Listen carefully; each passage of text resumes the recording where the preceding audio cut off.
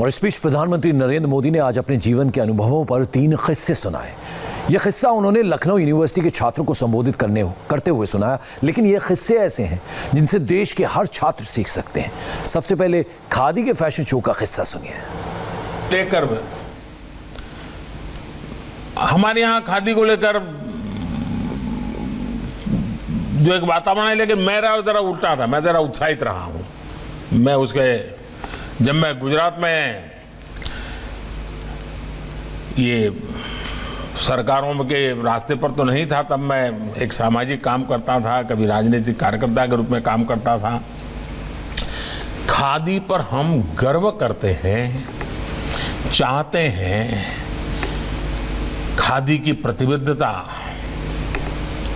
खादी के प्रति झुकाव, खादी के प्रति लगाव, खादी की प्रसिद्धि, ये पूरी दुनिया में हो, ये मेरे मन में हमेशा रहा करता था। जब मैं वहां का मुख्यमंत्री बना तो मैंने भी खादी का खूब प्रचार प्रसार करना शुरू किया। 2 अक्टूबर को मैं खुद बाजार में जाता था, खादी के स्टोर में जाके खुद कुछ न कुछ खरीदता था। मेरी सोच बहुत पॉजिटिव थी, नीयत भी अच्छी थी, लेकिन दूसरी तरफ कुछ लोग हतोत्साहित करने वाले भी मिलते थे। मैं जब खादी को आगे बढ़ाने के बारे में सोच रहा था, जब कुछ लोगों से इस बारे में चर्चा की तो उन्होंने कहा कि खादी इतनी बोरिंग है और इतनी अनकूल है, आखिर खादी को आप हमारे आज के यूथ के प्रमोट कैसे कर पाएंगे, यही सुनता था। आप सोचिए किस तरह के सुझाव मिलते थे। ऐसी ही निराशावादी अप्रोच की वजह से हमारे यहां खादी के रिवाइवल की सारी पॉसिबिलिटीज मन में ही मर चुकी थी, समाप्त हो चुकी थी। मैंने इन बातों को किनारे किया और सकारात्मक सोच के साथ आगे बढ़ा। 2002 में मैंने पोरबंदर में महात्मा गांधी जी की जन्म जयंती के दिन गांधी जी की उस जन्मस्थली में ही खादी के कपड़ों का ही एक फैशन शो प्लान किया और एक यूनिवर्सिटी के यंग स्टूडेंट्स को ही इसकी जिम्मेवारी दी।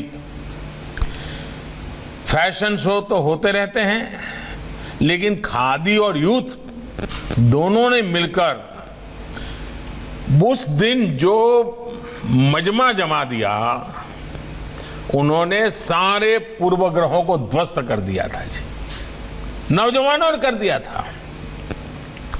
और बाद में उस इवेंट की चर्चा भी बहुत हुई थी और उस समय मैंने एक नारा भी दिया था कि आजादी के पहले खादी फॉर नेशन, आजादी के बाद खादी फॉर फैशन। लोग हैरान थे कि खादी कैसे फैशनेबल हो सकती है, खादी कपड़ों का फैशन शो कैसे हो सकता है, और कोई ऐसा सोच भी कैसे सकता है कि खादी और फैशन को एक साथ ले आए। साथियों, इसमें मुझे बहुत दिक्कत नहीं आई, बस सकारात्मक सोच ने, मेरी इच्छा शक्ति ने मेरा काम बना दिया।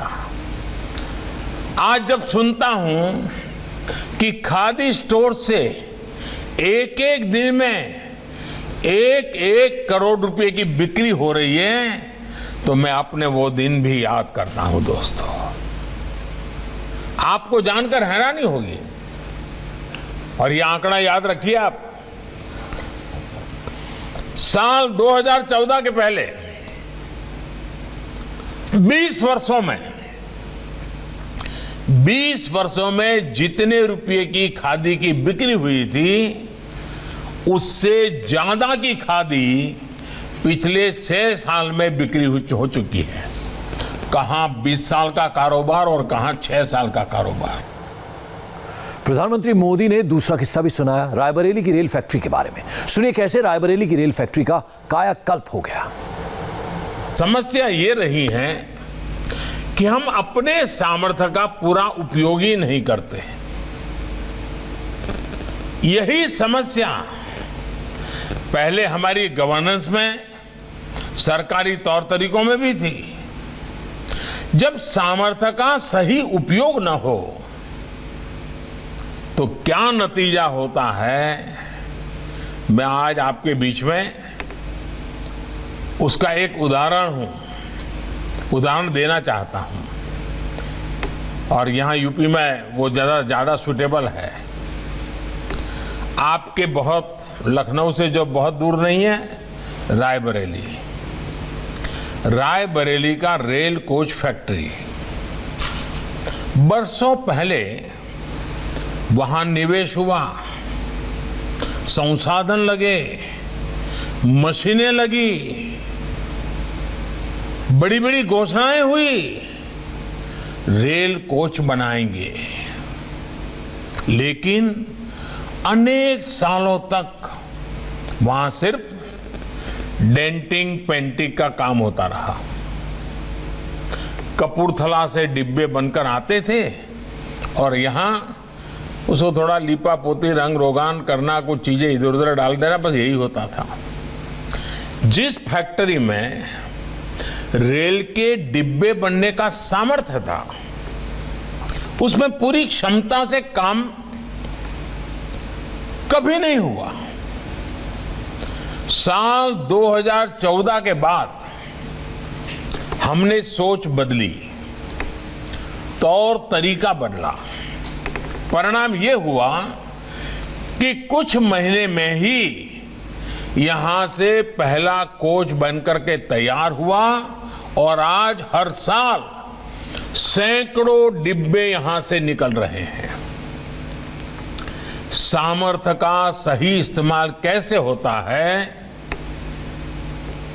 वो आपके बगल में ही है और दुनिया आज इस बात को देख रही है। और यूपी को तो इस बात पर गर्व होगा कि अब से कुछ समय बाद दुनिया की सबसे बड़ी, आपको गर्व होगा साथियों, दुनिया की सबसे बड़ी रेल कोच फैक्ट्री, अगर उसके नाम की चर्चा होगी तो वो चर्चा रायबरेली के रेल कोच फैक्ट्री की होगी। तीसरा किस्सा भी प्रधानमंत्री ने सुनाया 20 साल पहले खुद की जिंदगी के बारे में। यह किस्सा भी युवाओं को बहुत सीख प्रेरणा देने वाला है, आप भी सुनिए। आजकल की भागदौड़ भरी जिंदगी में खुद से साक्षात्कार, खुद से बात करने, आत्ममंथन करने की आदत भी छूटती जा रही है।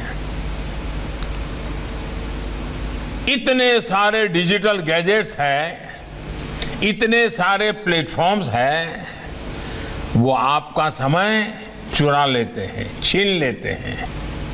लेकिन आपको इन सब के बीच अपने लिए समय छीनना ही होगा, अपने लिए समय निकालना ही होगा। साथियों, मैं पहले एक काम करता था, पिछले 20 साल से तो नहीं कर पाया क्योंकि आप सबने मुझे ऐसा काम दे दिया है कि मैं उसी में लगा रहता हूं। लेकिन जब मैं शासन व्यवस्था में नहीं था